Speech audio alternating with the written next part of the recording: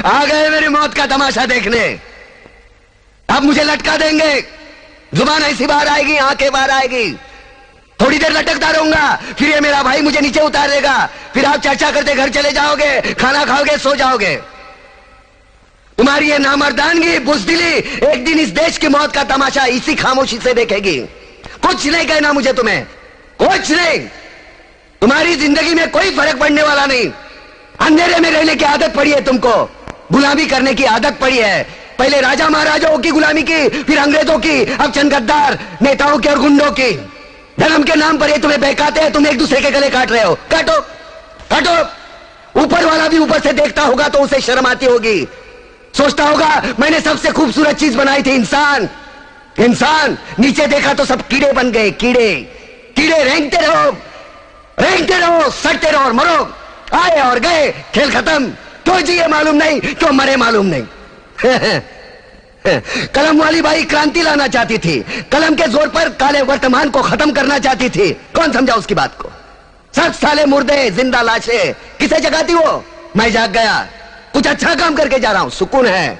लेकिन ध्यान में रखना, तुम्हारी ये खामोशी कल तुम्हारे बच्चों के लिए रोना बन जाएगी। ये कानून वाले, वर्दी वाले नेता, इन्होंने अपना ईमान बेच दिया। एक दूसरे को जलाते वक्त तुम्हारा ईमान कहां गया था? भाड़ में।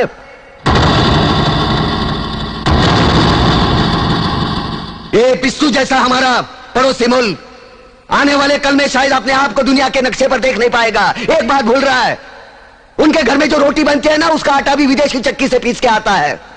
साले अपने खुद के देश में सुई नहीं बना सकते और हमारे देश को तोड़ने का सपना देखते हैं।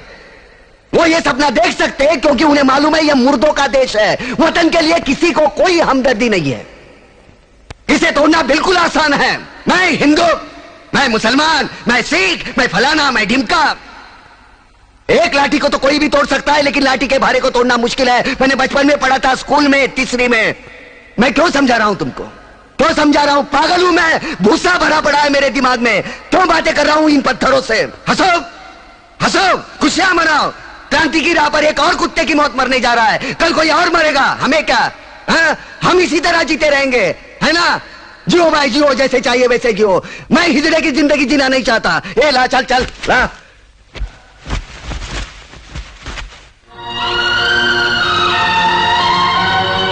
ठहरो, ये फांसी नहीं हो सकती।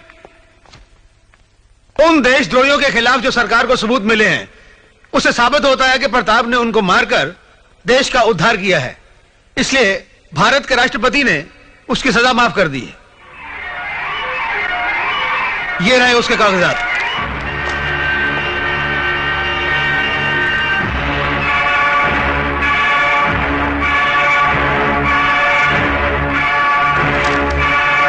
रोक दीजिए ये फांसी।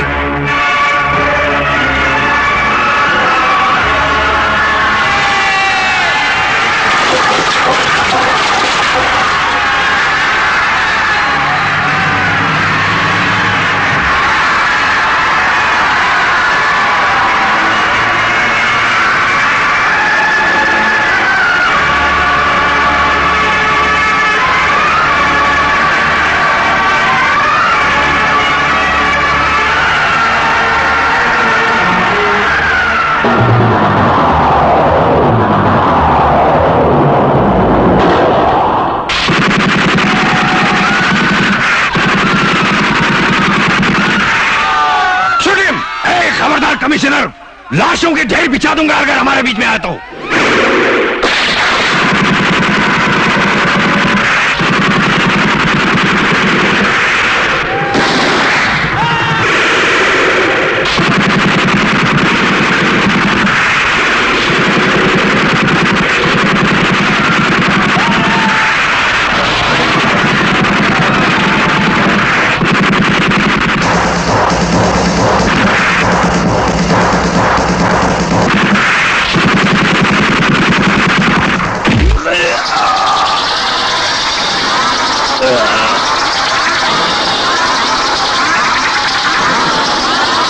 Yeah!